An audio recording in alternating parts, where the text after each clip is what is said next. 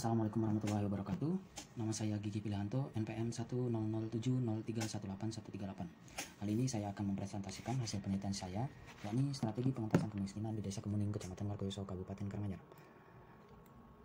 Seperti yang kita ketahui bahwa desa merupakan wilayah yang dicirikan melalui kegiatannya yang didominasi oleh pertanian, sehingga tidak jarang desa memiliki banyak sekali sumber daya alam yang ada di dalamnya. Akan tapi desa juga tidak lepas dari stigma bahwa terdapat masalah kemiskinan yang sering terjadi di dalamnya. Begitu pula Desa Kemuning. Desa Kemuning memiliki potensi alam, baik itu kesuburan tanah maupun keindahan alamnya, karena desa ini terletak di kaki Gunung Lawu. Desa Kemuning juga bisa dikatakan pusatnya Kecamatan Margoyoso karena terdapat berbagai fasilitas umum di dalamnya. Selain itu, desa ini juga telah menerapkan konsep Smart Village sehingga mampu memenangkan BCA Desa Wisata Award tahun 2011 kategori digital. Akan tetapi, potensi yang dimiliki Desa Kemuning ini belum mampu untuk menyelesaikan masalah kemiskinan yang ada di dalamnya.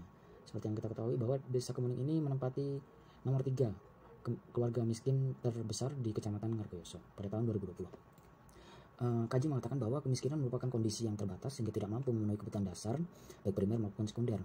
Hal tersebut juga telah dijelaskan oleh Cambridge, di mana kemiskinan ini merupakan masalah yang multidimensi, saling berkaitan sehingga digambarkan melalui lingkaran setan. Terdapat 5 penyebab kemiskinan yang disebutkan oleh Cambridge, yakni kemiskinan itu sendiri, kelemahan fisik, kerawanan, ketidakberdayaan, dan isolasi. Hal inilah yang menjadikan peneliti dalam penentuan variabel penelitian, yakni pendapatan digunakan sebagai variabel terikat, sedangkan variabel bebas terdapat 4, yakni variabel kesehatan, aksesibilitas, kerentanan, dan ketidakberdayaan. Tujuan dari penelitian ini yakni untuk mengidentifikasi nilai-nilai faktor yang mempengaruhi kemiskinan dan menyusun bagaimana strategi pengentasan kemiskinan itu sendiri. Ruang lingkup penelitian yakni Desa Kemuning, Kecamatan Margoyoso, Kabupaten Karanganyar. Metode analisis yang digunakan yakni ada 3, analisis regresi linear berganda, analisis SWOT, dan analisis KSPM.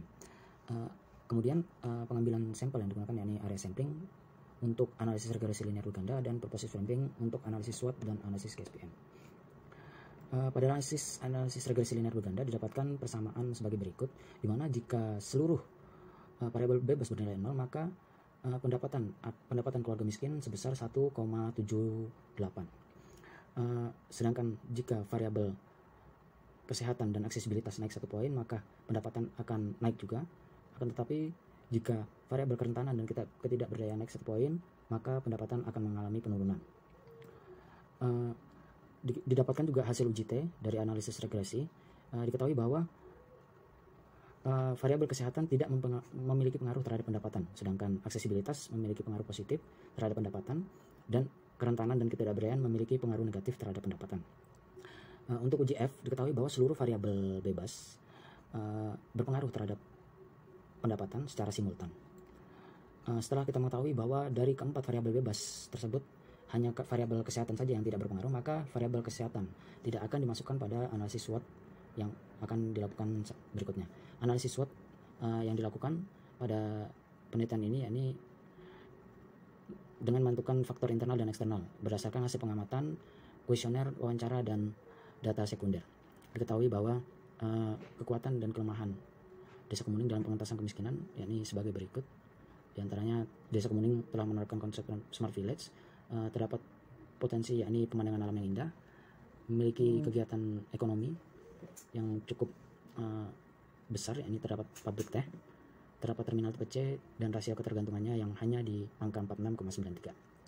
Sedangkan kelemahannya yakni rasio kemandiriannya yang tergolong sangat rendah, tidak punya program dalam peningkatan kapasitas pada RPJMDes, dan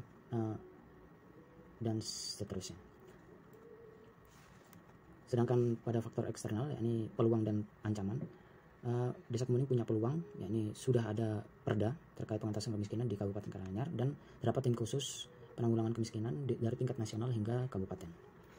Terdapat program bantuan, indeks fiskal Provinsi Jateng dan Kabupaten Karanganyar tergolong sangat tinggi dan sedang. Selain itu, ancaman yang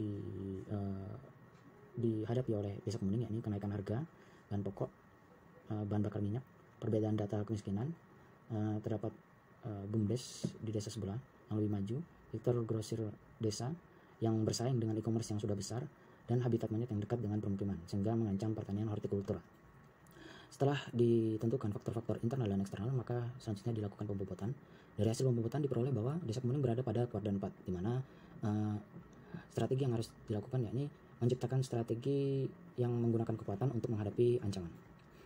Strategi yang dirumuskan pada analisis SWOT yakni ada 6. Meningkatkan kualitas sarana dan prasarana, memberdayakan masyarakat melalui pekarangan pangan lestari, mengembangkan aplikasi pendataan keluarga, mempercepat transformasi ekonomi melalui BUMDes, mengadakan pelatihan, dan meningkatkan sosialisasi pemanfaatan Smart Village. Dari keenam strategi tersebut kemudian dilakukan analisis KPM, diperoleh bahwa analisis dengan nilai total alternatif strategi tertinggi yakni strategi kelima, yakni mengadakan pelatihan keterampilan dan menambahkan bahan bacaan tentang keterampilan pada perpustakaan digital di Smart Village Nusantara. Kesimpulan yang bisa diambil pada penelitian ini yakni analis bahwa aksesibilitas berpengaruh positif terhadap pendapatan, sementara kerentanan dan ketidakberdayaan tidak berpengaruh negatif terhadap pendapatan. Dari analisis SWOT diketahui bahwa desa kemuning pada kuadran 4 yakni menggunakan kekuatan untuk menghadapi ancaman, dan urutan strategi yang harus diprioritaskan nomor 1 yakni mengadakan pelatihan keterampilan. Kemudian disusul dengan pengembangan pekarangan pangan lestari, melakukan transformasi ekonomi melalui BUMDes, mengembangkan aplikasi pendataan, meningkatkan kualitas sarana prasarana, dan terakhir yakni meningkatkan sosialisasi pemanfaatan Smart Village. Mungkin sekian dari saya. Terima kasih. Wassalamualaikum warahmatullahi wabarakatuh.